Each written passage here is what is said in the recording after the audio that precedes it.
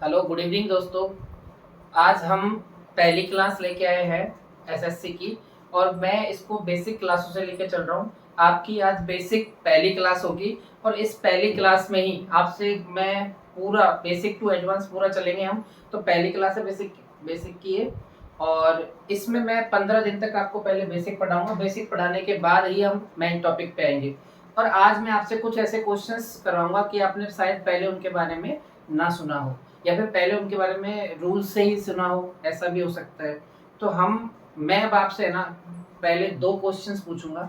आपको उन दो क्वेश्चनों के आंसर करने हैं कि आपने रूल्स के अकॉर्डिंग उनको पढ़ा हुआ है या फिर मीनिंग के अकॉर्डिंग उनको अच्छे से पढ़ रखा है। तो मैं आपसे दो क्वेश्चन पूछ रहा हूँ। आप हमारी पहली क्लास हम स्टार्ट करने जा रहे हैं बेसिक की। तो पहला क्वेश्चन आपसे मैंने पूछा, I haven't heard of such a tree as they are talking about. As they are talking about. आपसे पहला क्वेश्चन मैंने पूछा है कि I I haven't heard of such a tree as they are talking about. ठीक है। अगर मैं दूसरा क्वेश्चन लिखता हूँ, आपको आपको बताना है मैं एरर क्या है या क्या गलती आपको लग रही है, जो भी है। मैंने दूसरा लिखा, the theory which completely changed the concept what time is.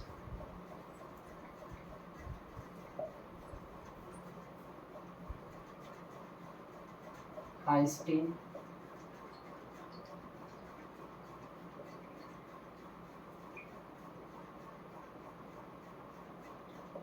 Einstein's theory of relativity.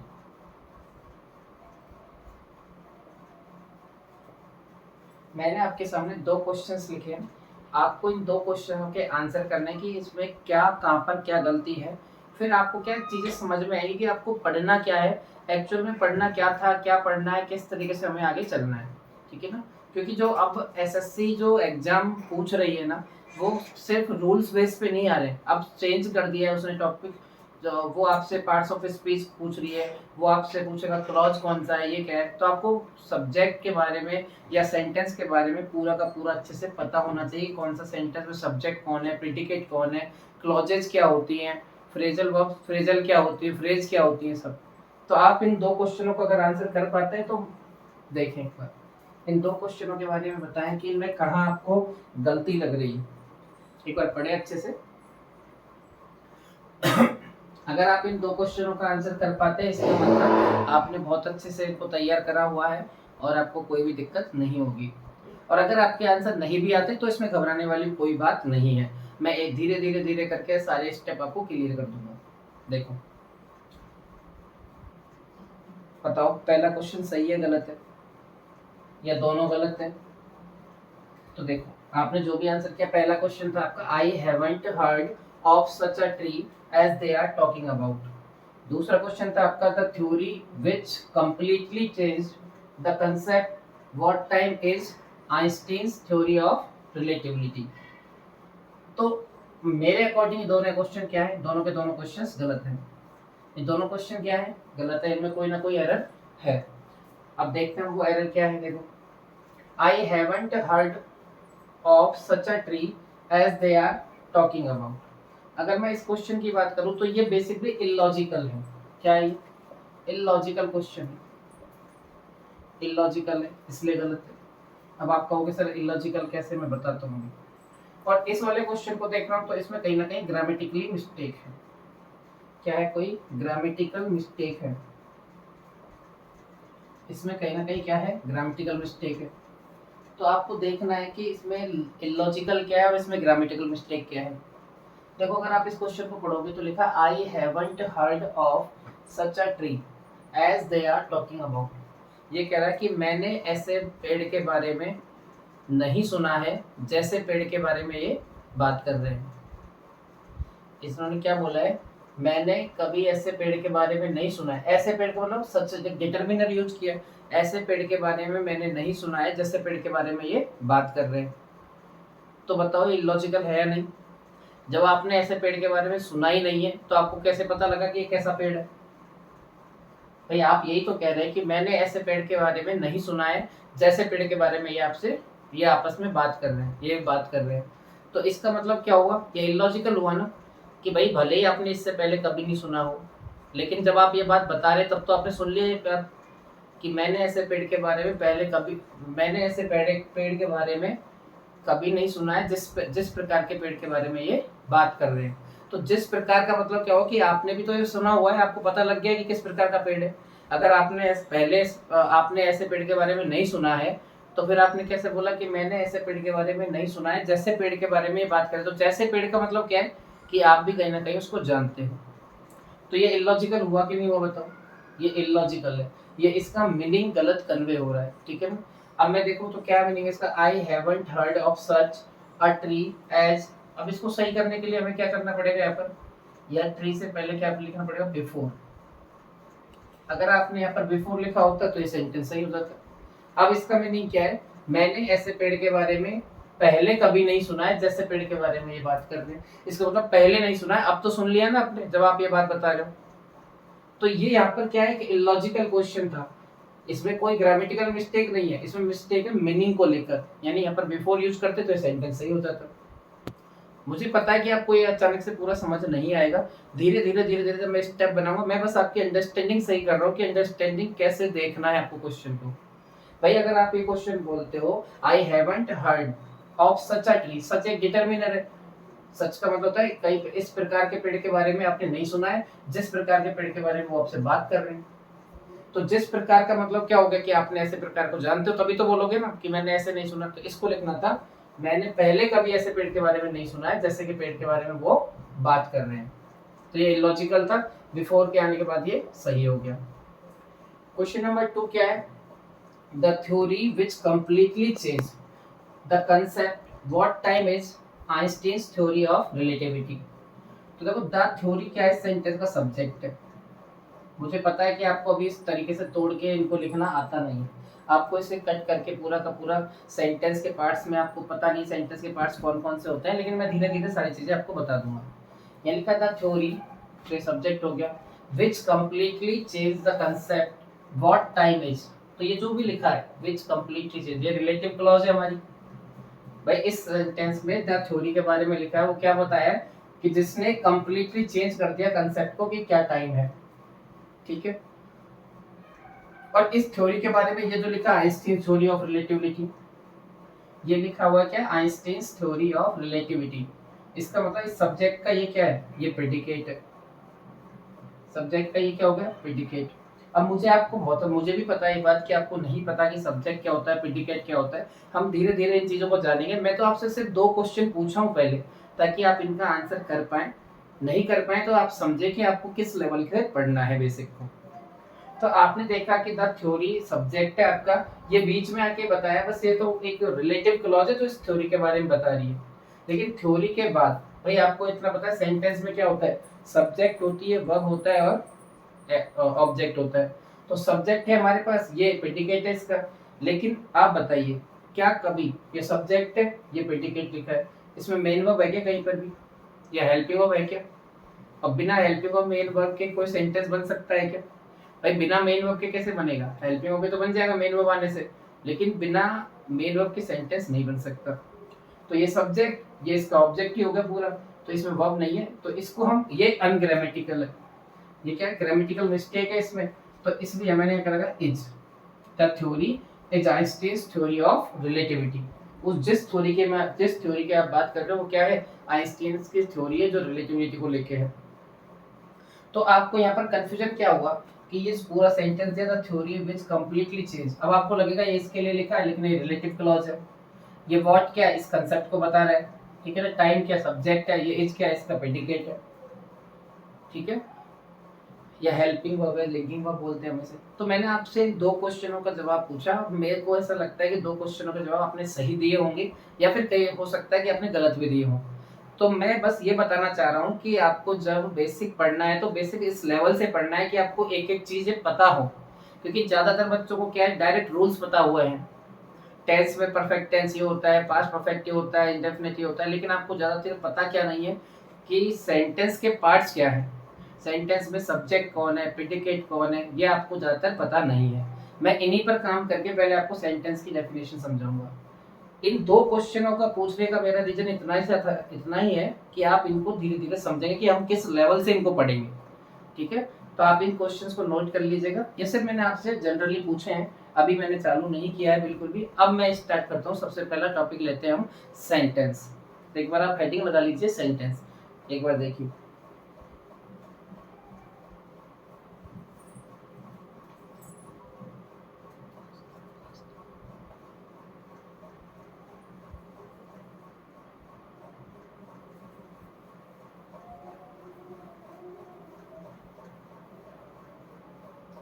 अब हम जो पढ़ने जा रहे हैं उसको आपको बहुत एक एक वर्ड्स को बहुत ढंग से, पहली क्लास है आपकी तो आप इसमें पूरा दिमाग लगाएं, ठीक है ना, पूरा फोकस अपना बोर्ड पे रहना चाहिए। आप नोट्स भी बनाएंगे इसके साथ साथ। देखिए, हम हेडिंग लगा लेते हैं द सेंटेंस। अब मैं आपसे अगर पूछूं बताइए सेंटेंस की डेफिनेशन क्या होती है, तो कई अलग अलग डेफिनेशंस होंगी आपके पास। आपने मेरे से कभी पहले पढ़ा हो तो मैंने भी अलग से डेफिनेशन दी होगी, लेकिन सेंटेंस की एक्चुअल डेफिनेशन क्या होती है, आपसे कोई पूछे तो आप क्या रिप्लाई करेंगे, बताइए जरा।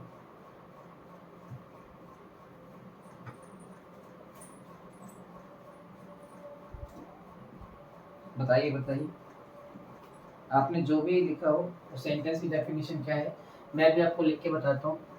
देखो, सेंटेंस क्या होता है, sentence is sentence is an arrangement of words. Sentence is, एक minute, a sentence is such an arrangement of words, an arrangement of words has a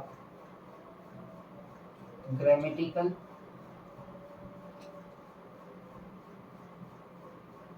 structure,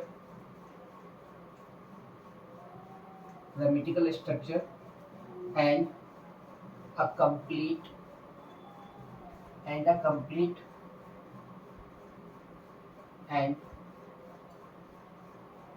complete and logical meaning, complete and logical meaning। Sentence की basic definition क्या होती है, sentence की basic definition यही होती है, actual definition ये होगी, a sentence is such an arrangement of words has a grammatical structure, यानी उसका क्या होना चाहिए, ग्रामेटिकल स्ट्रक्चर होना चाहिए, और क्या होना चाहिए, and a complete and logical meaning, यानी उसका कंप्लीट और लॉजिकल मीनिंग होगा तो ही वो क्या है, सेंटेंस है। बताइए भाई सेंटेंस की डेफिनेशन क्या हुई, सेंटेंस की डेफिनेशन हुई हमारी कि सेंटेंस क्या होता है, such an arrangement of words, यानी वर्ड्स का अरेंजमेंट होता है जिसका एक ग्रामेटिकल स्ट्रक्चर होना चाहिए, और दूसरा क्या है, कंप्लीट मीनिंग और लॉजिकल मीनिंग होना चाहिए। ठीक है ना, क्या इतनी बातें आपको समझ में आई सेंटेंस की? ठीक है, अब सेंटेंस को हम अगर देखें तो मान लो जैसे मैंने आपको एक सेंटेंस लिखा, मैंने इतना सा लिखा, गो होम। इसका मीनिंग आपको समझ में आता है कि गो होम का मतलब क्या है, गो होम का मतलब घर जाओ, यानी आपको इसका मीनिंग समझ में आ गया है। इसका, इस दो वर्ड से आपको ये बात समझ में आई, वो घर जाने की बात कर रहे हैं, तो बेसिकली सेंटेंस है। क्या है ये, सेंटेंस है, क्योंकि सेंटेंस अगर कन्वे कर दे, ग्रामेटिकली मिस्टेक कोई नहीं है इसमें, और इसका स्ट्रक्चर भी सही है, तो ये बिल्कुल करेक्ट है, ये सेंटेंस है पूरा एक। ठीक है, और अगर मैं आपसे कहता हूँ गो, गो, तो गो भी अपने आप में क्या है, ये भी एक सेंटेंस है, क्योंकि इस अकेले वर्ड से भी मेरे को क्या समझ में आ गया, इसका मीनिंग समझ में आ गया है। अगर मैं लिखता हूँ गो होम, घर जाओ, तो इसका मतलब भी मेरे को समझ में आ गया है, इसका पूरा प्रॉपर मीनिंग है, तो ये सेंटेंस है। और अगर मैं लिखता हूँ गो ओनली, मैं लिखता हूँ गो, तो गो भी अपने आप में क्या है, प्रॉपर सेंटेंस है। और आपने इस टाइप के सेंटेंस पढ़े होंगे, कहीं ना कहीं सेंटेंस के काइंड में पढ़ा होगा कि वर्ब की फर्स्ट फॉर्म आ जाए, या फर्स्ट फॉर्म के साथ जब ऑब्जेक्ट आ जाता है तो हम इसे कौन सा सेंटेंस बोलते हैं, इसने हम इम्पेरेटिव सेंटेंसेस बोलते हैं। कौन से सेंटेंसेस ये? Imperative sentences. जो हमें क्या बताते हैं? इम्पेरेटिव सेंटेंसेस वो होते हैं जो V1 या V1 के साथ ऑब्जेक्ट आ जाए, या फिर आपने ये भी सुना होगा डोंट के साथ V1 प्लस ऑब्जेक्ट आ जाए। तो ये इम्पेरेटिव सेंटेंसेस होते हैं। ये बताते क्या है हमें? ये हमें बताते हैं रोका वेडिंग से पहले। क्या बताते हैं हमें ये? रोका वेडिंग से पहले। और वेडिंग से पहले ही होता है रोका, ये तो आपको जानते हो ना भाई। अरे रोका कब होता है? वेडिंग से पहले। ऐसा तो नहीं है किसी का कि रोका बाद में हो रहा है, पहले शादी हो गई हो। इसका मतलब पूरा मामला गड़बड़ है। ठीक है, तो रोका वेडिंग से पहले की अगर मैं बात करूं तो इसमें आर का मतलब क्या है? रिक्वेस्ट। ओ का मतलब होता है ऑर्डर। सी का मतलब होता है इसमें कमांड। ए का मीनिंग होता है एडवाइस। डब्ल्यू का मतलब होता है वार्निंग। और पी का मतलब होता है प्रोहिबिशन। पी का मतलब क्या होता है यहाँ पर? प्रोहिबिशन। तो ये हमारे V1 के साथ जब ऑब्जेक्ट लिखा मिले, चाहे V1 के साथ V1 लिखा मिले, चाहे डॉट के साथ V1 के साथ ऑब्जेक्ट लिखा मिले, ये हमें क्या बताते हैं? रोका वेडिंग से पहले। बेसिकली ये सेंटेंस ही है, क्योंकि ये एक सिंगल वर्ड भी आपको मीनिंग कन्वे कर रहा है अच्छे से, तो ये भी सेंटेंस कहलाएगा। मैं लिख रहा हूँ गो होम, तो ये भी एक सेंटेंस है। ठीक है, क्या इतनी बातें आपको समझ में आ रही है? अब मैंने इसमें लिखा कि इसका एक कंप्लीट अरेंजमेंट ऑफ वर्ड्स होना चाहिए, ग्रामेटिकल स्ट्रक्चर होना चाहिए, और कंप्लीट और लॉजिकल मीनिंग होना चाहिए। मैं आपको अब दो सेंटेंस लिख रहा हूँ, आप मुझे बताना ये कंप्लीट है या फिर इनमें कोई ग्रामेटिकल मिस्टेक है। ठीक है, तो एक बार इसके आप स्क्रीनशॉट ले लेना। देखो, मैं आपके सामने अब दो सेंटेंस लिख रहा हूँ।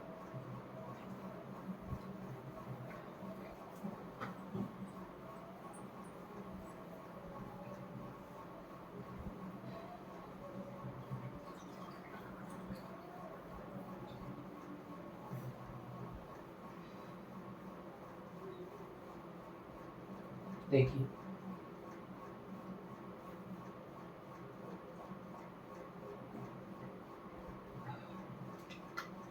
मैंने आपके सामने एक दो सेंटेंस लिखे, आप मुझे बताना है इसमें क्या ग्रामेटिकल मिस्टेक है या फिर कंप्लीट मीनिंग नहीं है। मैंने आपके सामने लिखा अ लेटर रिटर्न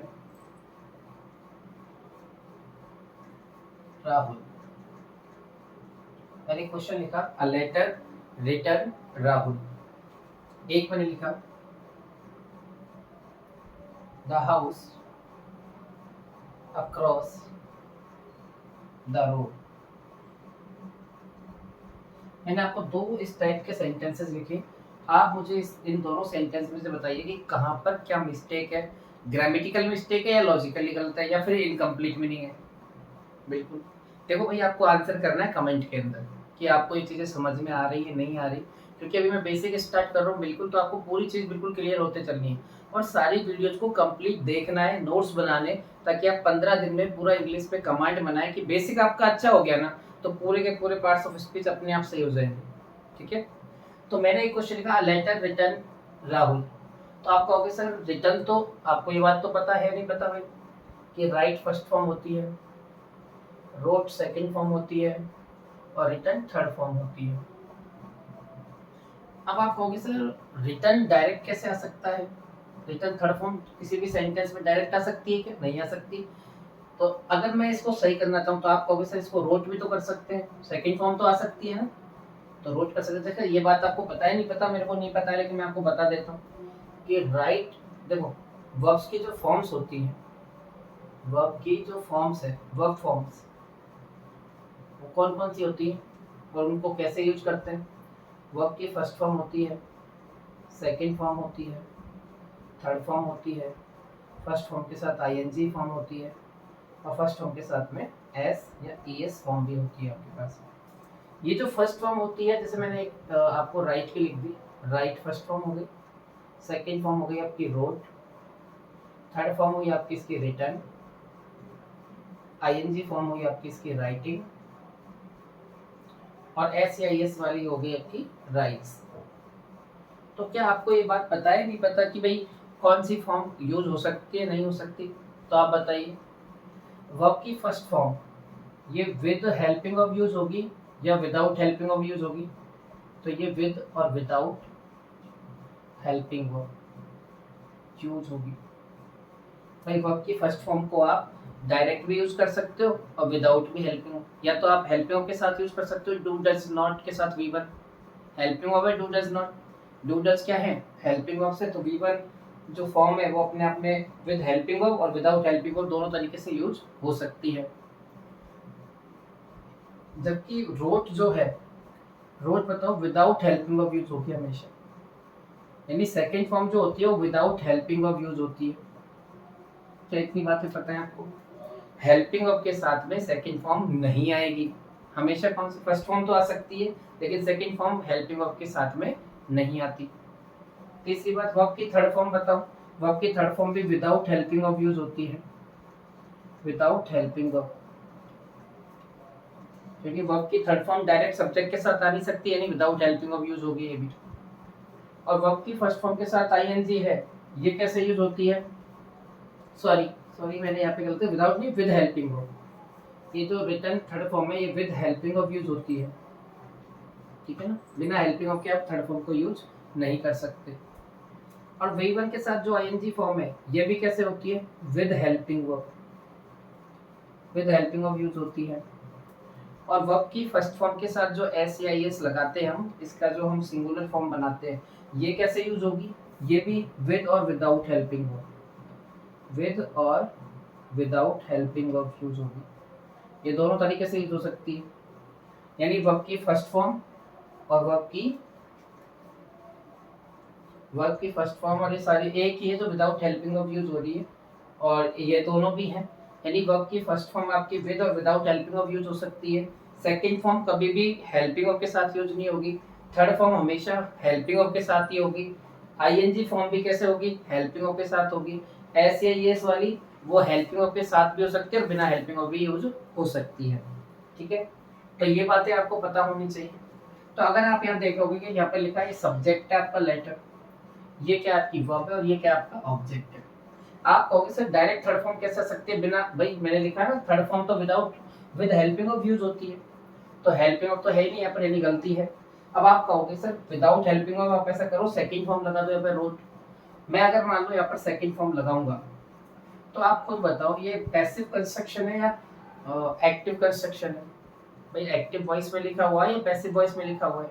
भाई लेटर अगर मान ले तो मैं सेकंड फॉर्म लगाता तो यहाँ सब्जेक्ट होना चाहिए, और सब्जेक्ट क्या होता है? डूअर खुद होता है। तो अगर लेटर रोट राहुल, क्या लेटर राहुल को लिखेगा या राहुल ने लेटर लिखा है?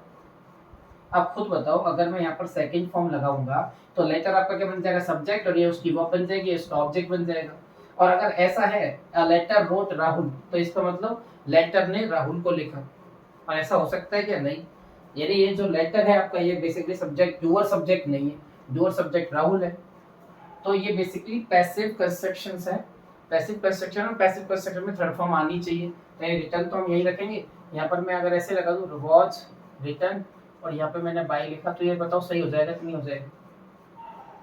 अ letter was written by Rahul, ये बिल्कुल सही है नहीं है? तो यानी पहला क्वेश्चन जो था वो अनग्रामेटिकल था। कैसा था? अनग्रामेटिकल, ठीक है ना। तो अनग्रामेटिकल चीजों को आप सुधार सकते हो, मैंने इसको सही कर दिया है, यानी इसमें ग्रामेटिकल मिस्टेक थी, इसको हम सही कर सकते हैं। दूसरा क्वेश्चन देखना, क्या ग्रामेटिकल मिस्टेक है या फिर ये सेंटेंस इनकम्प्लीट है? आपको लिखा हुआ है the house across the road, यानी बात हो रही है हाउस की, किसी घर की बात होती है, बात हो रखी है अक्रॉस द रोड, रोड के उस पार जो घर है। लेकिन इसके बारे में क्या आगे कुछ बताया है क्या? भाई आगे तो हमें कुछ नहीं बताया कि उस घर का क्या हुआ है क्या नहीं है, कुछ नहीं बताया। तो यहाँ पर अगर हम देखें तो इसमें क्या है? इनकम्प्लीट है सेंटेंस।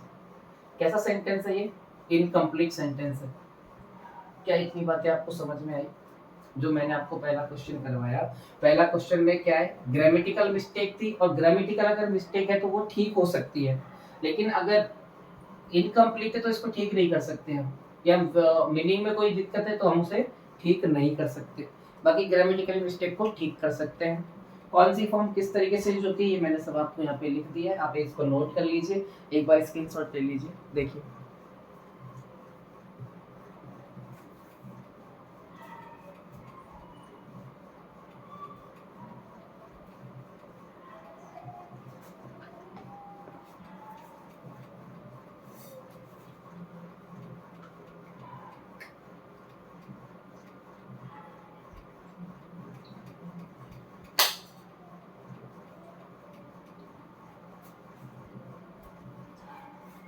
ठीक है। अब मैं आपके सामने 4 सेंटेंस लिख रहा हूँ, आपको बताना है कहाँ गलती है इनमें, वो लॉजिकली गलती है या फिर उनमें ग्रामेटिकल मिस्टेक है, या वो लॉजिकल है या इलॉजिकल। ठीक है, आप एक बार इसको नोट कर लीजिएगा।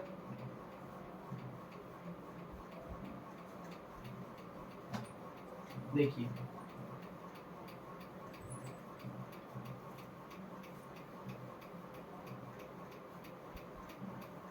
वीडियो को भैया आपको लाइक भी करना है, सब्सक्राइब भी करना है, ठीक है ना, और इसको शेयर भी करना है, क्योंकि अभी धीरे धीरे धीरे धीरे हम बढ़ेंगे तभी तो सही मजा आएगा। ठीक है, लोग ज़्यादा जुड़ेंगे तो भी हम लाइव भी आएंगे। फिर देखिए, मैंने एक क्वेश्चन लिखा आपको, he is here, he is there, I am here,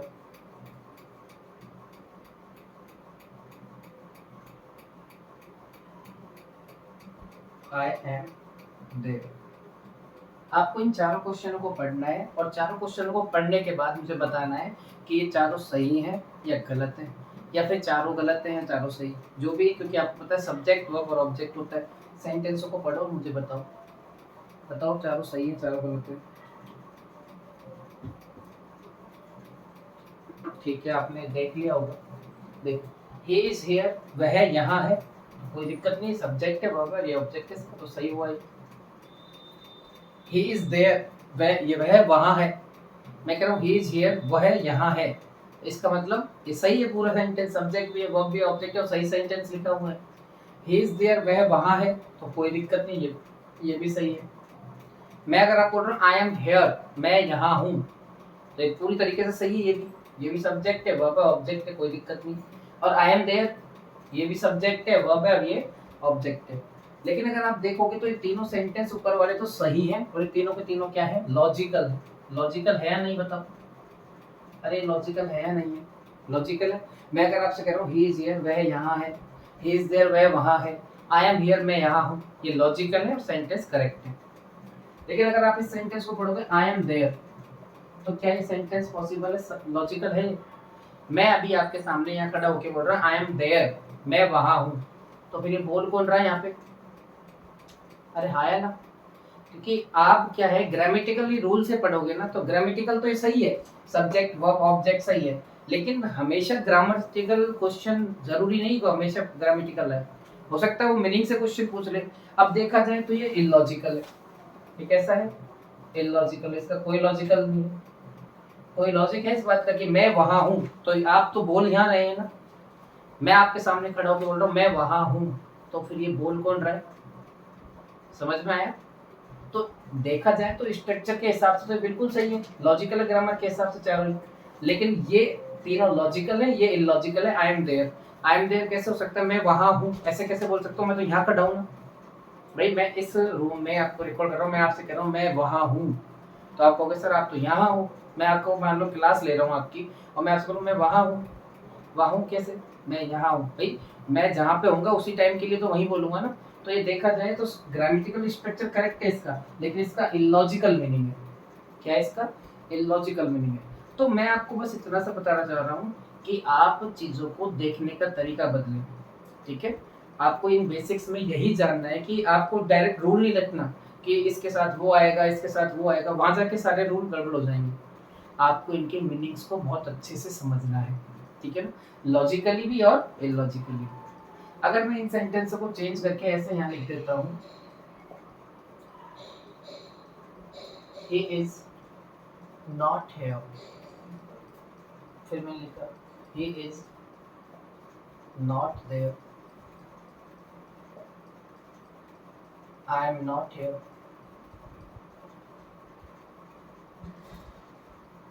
I am not there।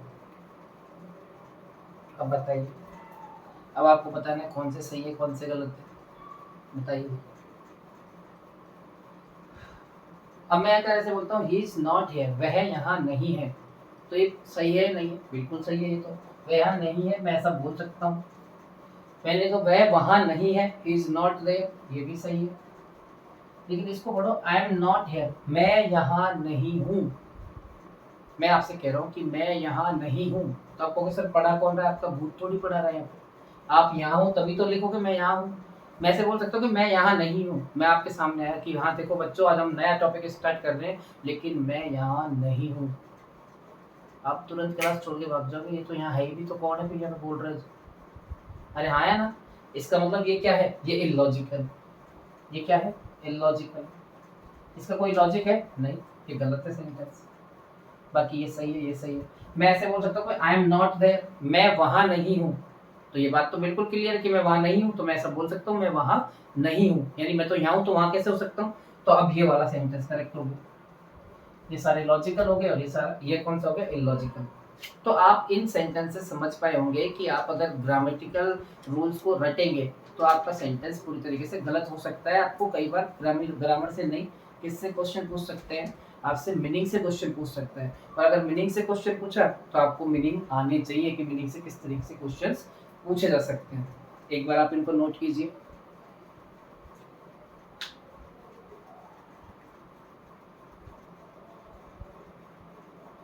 Very good, note कर लिया आप लोगों ने, चलो।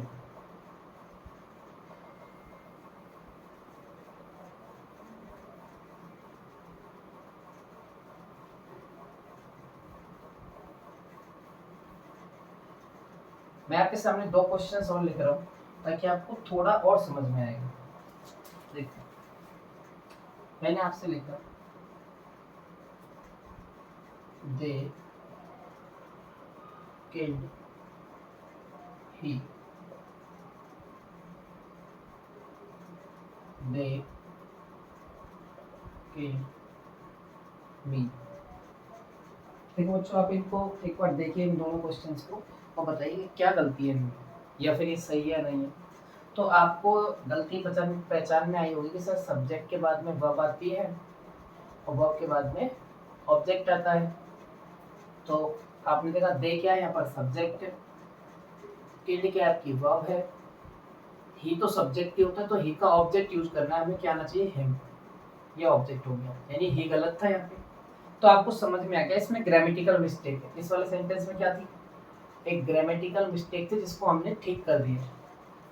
ग्रामेटिकल मिस्टेक थी, ग्रामेटिकल एरर थी इसमें बस, इसलिए हमने सब्जेक्ट की जगह ऑब्जेक्टिव केस यूज कर लिया। अब मैं इस क्वेश्चन को देख रहा हूँ तो देखो दे क्या है, यहाँ पर हमारा सब्जेक्ट हो गया, किल्ड क्या है, वही वर्ब है हमारी, और मी तो अपने आप में ऑब्जेक्ट होता है। मी क्या होता है अपने आप में, ऑब्जेक्ट। अब ग्रामेटिकल स्ट्रक्चर के अकॉर्डिंग देखें तो ये सेंटेंस सही है।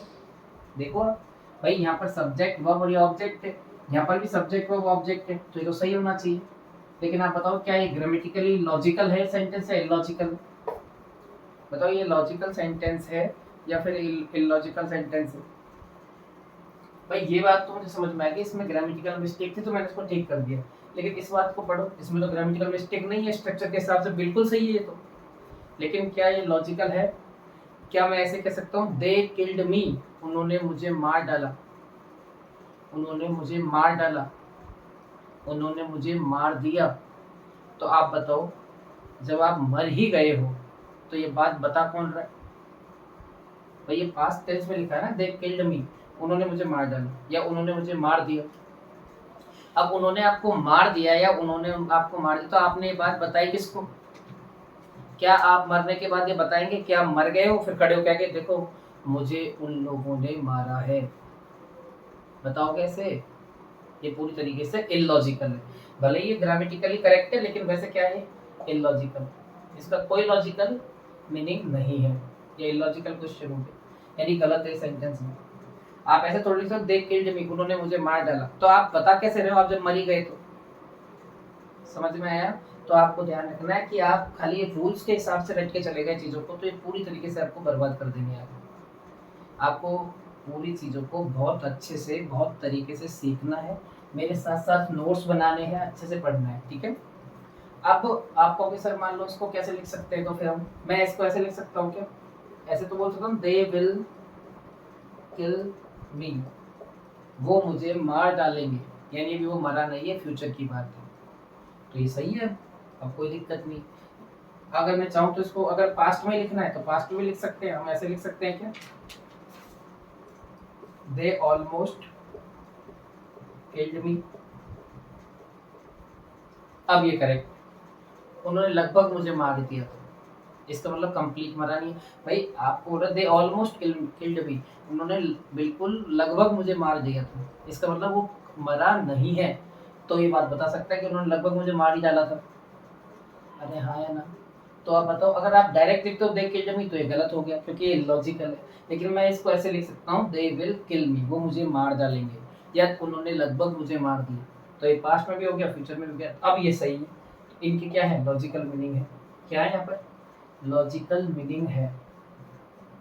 तो आपने अभी तक जो भी मेरे से पढ़ा, अभी तक जस्ट अभी जो भी पढ़ा है आपने, तो आपको इतना तो क्लियर हो गया होगा कि खाली रूल्स नहीं रखने हैं, हमें हमें एक एक स्टेप बहुत धीरे धीरे धीरे धीरे आगे बढ़ना है।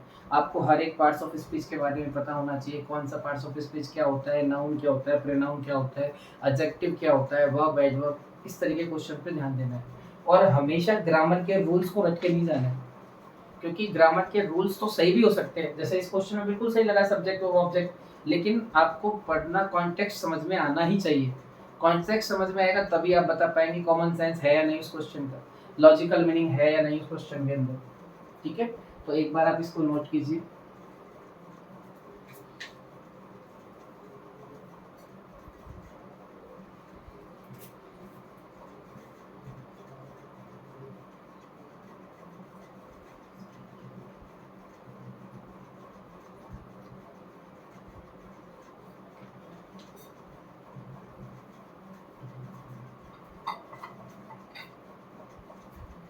तो अभी आई थिंक काफ़ी टाइम हो गया हमें, 30-40 मिनट की वीडियो हो जाती है।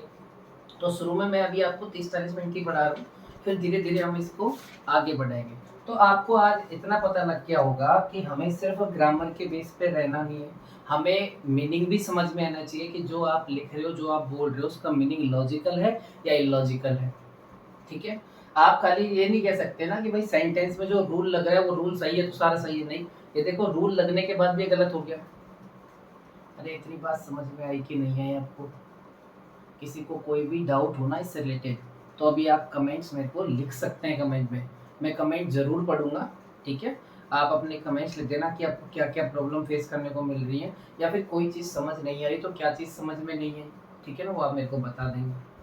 आप इस चीज़ को देख लेना कि यहाँ पर क्या गलतियाँ आपको मैंने बताई हैं, किस तरीके से आपको चीज़ों को देखना है, क्या क्या चीज़ें।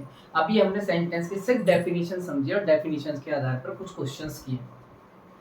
तो आज के लिए इतना ही, मैं इस वीडियो को यहीं पे समाप्त करता हूँ। आपसे बस एक इतनी सी रिक्वेस्ट है, रिक्वेस्ट क्या मतलब आपका एक फर्ज बनता है कि आप इस चैनल को सब्सक्राइब करें, लाइक करें और शेयर करें। जय हिंद, जय भारत।